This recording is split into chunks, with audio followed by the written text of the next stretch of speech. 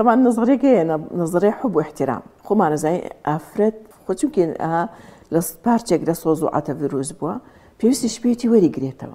يعني چونکە سۆز و عەتفە بەخشە بە مناڵەکانی بە دەوروبەری پێویستە بەردەوام وەریگرێ حتا ئەگەر تەمەنی پیرپیریش بێ پێویستی بەوەیە پیاویش پێویستی بە ڕێزە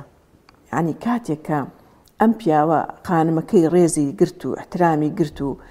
لەبەر چاوی مناڵەکانە نەیشکان و مناڵەکانی فێری ڕێز و احترامی باوکی گرت ئەم پیاوەش ئەی بەخشێتەوە خۆشەویستی بە ئەنێ بێ هەردووکیان تێبگەن ئافرەت پێویستی بە خۆشەویستیەوە پیاویش پێویستی بە ڕێز و احترامە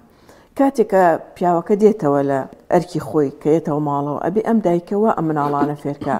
ئەو باوکیان هاتەوە بڕۆن بە خێراتنی بکەن و بڕۆن بەرەو پیری و شتی لێ بگرن و کاتێکیش کە پیاوەکە هاتەوە ماڵەوە بە ماچکردنی مناڵەکانی و بە دەربڕینی خۆشەویستی بۆ خێزانی ئەمە واکە بەردەوام ئەم خێزانە ئاسوودەیی یعنی پلەی ئاسوودەیی بەرز بێتەوە.